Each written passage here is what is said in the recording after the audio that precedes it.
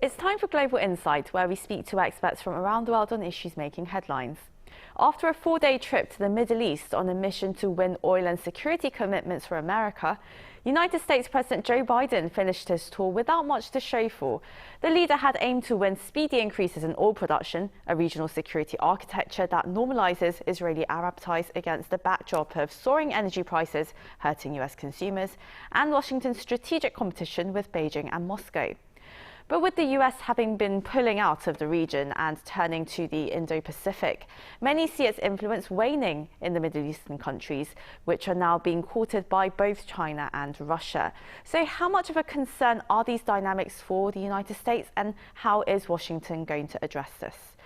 To discuss this issue, we have joining us today KIM Yang-gyu, Principal Researcher at the East Asia Institute, and Kourosh Ziabari, Asia Times journalist and the 2022 World Press Institute Fellow. Thank you both so much for joining us this morning.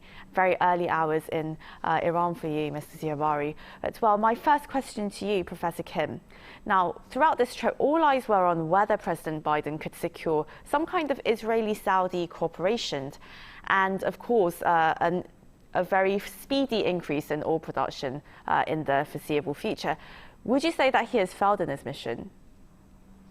Well, I'm not sure whether President Biden managed to get what he wanted. He summarized 6 accomplishments of his visit to Saudi Arabia on July 15th, opening Saudi airspace to Israel, transferring the control of Tiran Island in the Red Sea to Riyadh, and ceasefire in Yemen, and so on. But I'm not saying all these issues are not important, but we all know, as you already mentioned, that the main reason for his visit to Saudi Arabia was oil, in addition to avoiding the power vacuum in the Middle East. The U.S. is facing a $5 a gallon gasoline price, a pretty bad political liability, especially for the coming midterm election in November.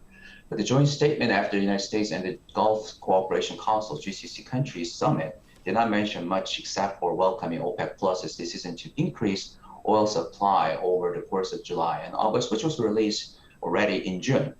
Saudi Arabia and the UAE are the only countries with spare capacity to produce more oil now. Unfortunately, according to Biden, Saudi did not promise anything besides sharing the urgencies to increase the supply. But regarding the second goal of his visit, securing strategic alignment, I think President Biden was successful. The establishment of Combined Task Force 153 and Task Force 59 to enhance interoperability and joint defense coordination between GCC member states and the U.S. Central Command will send a strong message to China and Russia. And Professor Kim, well, his meeting with the Saudi Crown Prince began with a bit of an awkward fist bump that was widely criticized around the world. And well, Mr. Biden, he previously said that he's going to make Saudi Arabia a pariah, and said that the regime would pay the price for the murder of Washington Post journalist Jamal Khashoggi. But what was your take of Mr. Biden's engagement with MBS?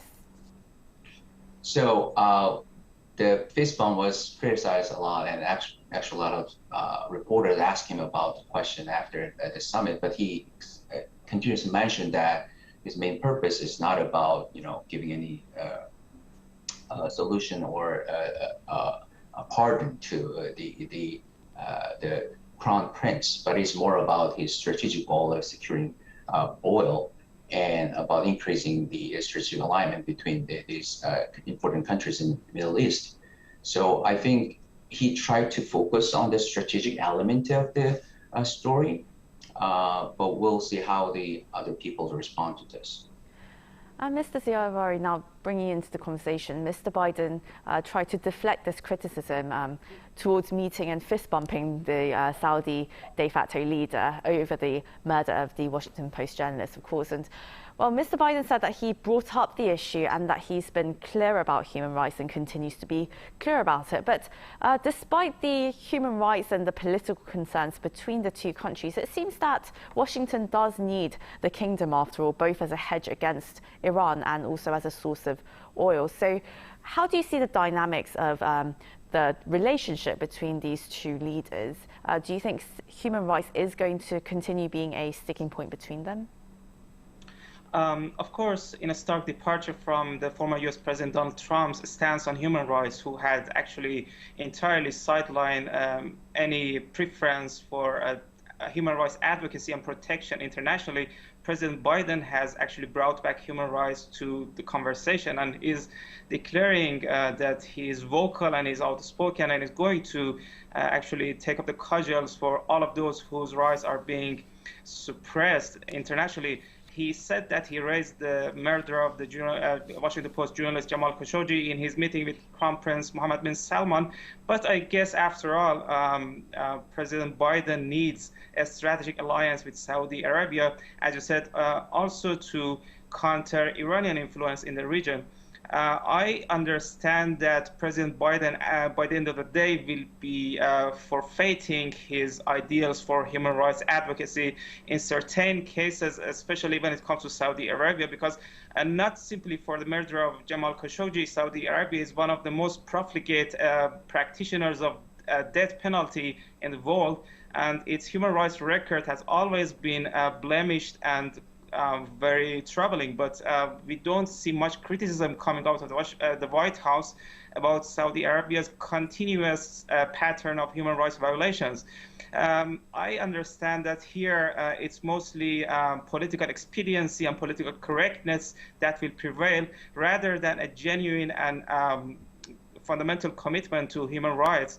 Of course, President Biden is different from his predecessor, Donald Trump, who had simply marginalized the idea of American leadership and advocacy for human rights.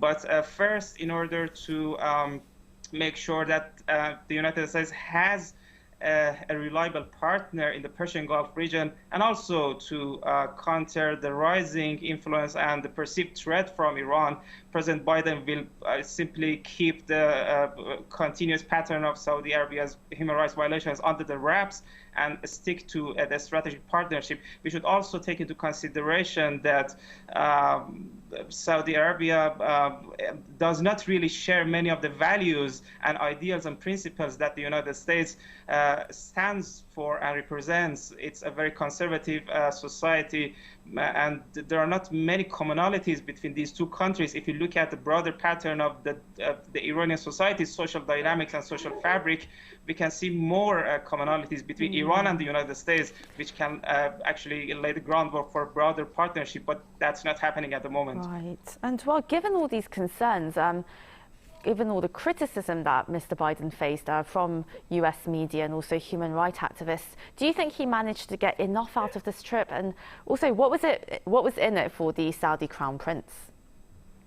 I think President Biden, well, I don't prefer to see his trip to the Middle East in binary terms to say whether it was a success or it was a failure. But I think he has been able to reassert the United States leadership in the Middle East to make sure that his Arab partners across the Persian Gulf understand that the United States is not pulling out of the Middle East entirely in order to pave the way for Russia or China to fill the vacuum, or for Iran to exert its influence and fill the void.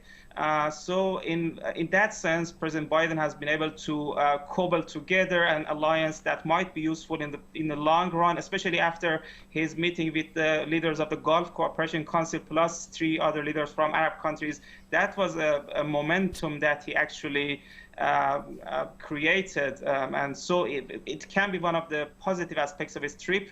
Also, he's well, maybe he might not have been able to secure the petroleum and energy dividends that he wanted to reap through his trip, including by convincing Saudi Arabia to ramp up production in order to decrease global oil prices in the face of Russian invasion of Ukraine. But I guess in the near future, that might be addressed as well. Saudi Arabia, especially Crown Prince Mohammed bin Salman, have been given a new lease of life. Mohammed bin Salman has been able to be redeemed from the global isolation that he was suffering, especially after the murder of Jamal Khashoggi. So I think that it was relatively a successful trip for Biden. Some people might disagree, but I think he brought together the regional leaders, shared ideas, and so I think excluding his failure to secure the augmentation of oil production by Saudi Arabia to counter the trend of rising prices because of Russia's invasion of Ukraine, his other goals might have been realized. Right. So he did sign quite a lot of MOUs with Saudi Arabia. So yeah, he didn't come back completely empty-handed, of course. But Professor Kim, now this trip came against the backdrop of US officials becoming growingly concerned that Iran is set to expand strategic cooperation with China and Russia. Are you seeing such dynamics take shape? Well, absolutely. There are many reasons why Russia, China, and Iran should deepen strategic cooperation among them. One, they share a common vision for the international order, respecting sovereignty, law of non-intervention, and building an anti-hegemonic multipolar system. They want to challenge the Western-dominated view of Western human rights and the liberal world order. Two, they have a common interest, regional stability and security. They don't like the US-led unilateral sanction imposed in the name of the international community. They need to thwart Western attempts to change their regimes. To do so, they need each other. Specifically speaking, both Iran and Russia need China to neutralize the negative impact of international sanctions on their economies. And three, they work through a common institution. In September last year, Iran became a full member of the Shanghai Cooperation Organization, and Iran, Russia, and China now holding their joint naval drills in the Indian Ocean. So yes, the Iran, China, Russia triangle is emerging, and it will only get more intensified as we go through the Russia-Ukraine war. And Professor, well, there's all this talk about a possible Middle Eastern NATO popping up. What are your thoughts on this? Is this likely to take shape? Professor Kim? So the question was Iran is seeking the possibility of Middle East NATO? Oh, so the Middle Eastern NATO, how do you see the possibility of this group actually coming into shape? Well, as Mr. Ziabari already mentioned, that now the U.S. managed to gather all these important leaders in the region, and Saudi Arabia, of course, there are many issues, and Biden said this very specifically, that this issue has to be resolved, and President Biden will never just let it go, and he will maintain the importance of human rights issues. And what President Biden has emphasized is about coordinating all powers that share the same value and norms. So maybe it's not going to be easy to build the strong relations like they have in NATO or they have in Indo-Pacific. They share the same democracy, the norm of democracy. But they will try. The Saudi Arabia is very important strategically. So President Biden will try to find a way to legitimize their tie with Iran and Saudi Arabia. Mr. Ziabari, I want to hear your thoughts on this. All this talk about a Middle East NATO, is that going to put some pressure on Tehran, or is it just going to drive it closer to Russia and China? Right. My understanding is that at the moment, the Arab countries of the region are not really interested in a direct confrontation with Iran. And even the Saudi Foreign Minister, Prince bin Farhan, has ruled out that there is going to be a military or security coalition that is fundamentally predicated on actually going to take a fight against Iran. So even though there is an alliance taking shape that might be germinating and might be developing over time, at the moment there is a rapprochement going on between Iran and Saudi Arabia, and also Iran is taking the initial steps to cozy up to Egypt, Jordan, and some of the Arab nations of the Middle East and North Africa, with which it hasn't really maintained close and amicable partnerships and relations over the past 4 decades. There is a possibility that the Middle Eastern Arab NATO might be cobbled together and might pop up at some point.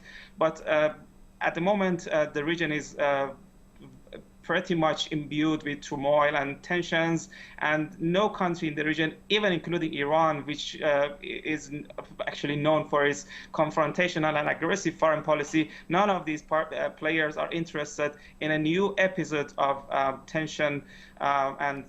Mostly, my understanding is that the trend is built on a very slow, gradual, but progressive embracing of rapprochement and reconciliation. So I understand that even between Iran and United Arab Emirates, which hasn't had an ambassador in Tehran for some years, especially after the attack by an angry mob on the Saudi embassy in Tehran, which led to the cutting off of diplomatic ties between the two countries, and the United Arab Emirates at that point withdrew its ambassador in Tehran. Now they are working with Tehran to appoint a new ambassador. So all of these indications are that a regional harmony is emerging, which is promising. Right, so regional stability is in everyone's interest, and well, the United States too, saying with Mr. Biden saying that Washington will very much remain active in the region. And Professor Kim, my last question to you. So, well, ahead of the US midterm elections, Mr. Biden faces numerous foreign policy issues that are really fighting for his attention at the moment. And well, do you think he's going to increasingly turn his attention to the Middle East and energy issues as his voters grapple with record high inflation? And amid these competing foreign policy interests, how is Mr. Biden going to balance all of these out? Well, this is a very important question. The Biden administration is trying to build a strategic framework to connect the different regions that share the same value and norms that, as I already mentioned. But all this framework, all this scheme might just go away if Trump sits in the driver's seat again. The June Consumer Price Index shows a 9.1% increase in prices over the past 12 months, which is the highest number since 1981. And many experts say that it was mainly driven by the energy prices, especially the steep increase in diesel oil prices. And the diesel is important for agriculture and transportation of goods. So the rise in diesel prices put much pressure on the overall inflation level. And this hyperinflation poses a great challenge to the Biden administration. But there are a couple of good news and favorable conditions for him as well. The Supreme Court decision to overturn the woman's right to an abortion, the tragic mass shooting incidents, and the shocking report of the January 6th committee's investigation on what Trump did to cling to power, all these factors were favorable for Biden. So ultimately, this is going to be the decision of the voters of the United States. But if Democrats win the November election, the result will buttress the Biden's foreign policy. He doesn't need to worry about how he's going to balance it out. A lot of things on his plate, both domestically and regarding foreign policy. That was KIM Yang-gyu, Principal Researcher at the East Asia Institute, and Kourosh Ziabari, Asia Times journalist. Thank you both so much for your time this morning. Thank you for having me. Thank you.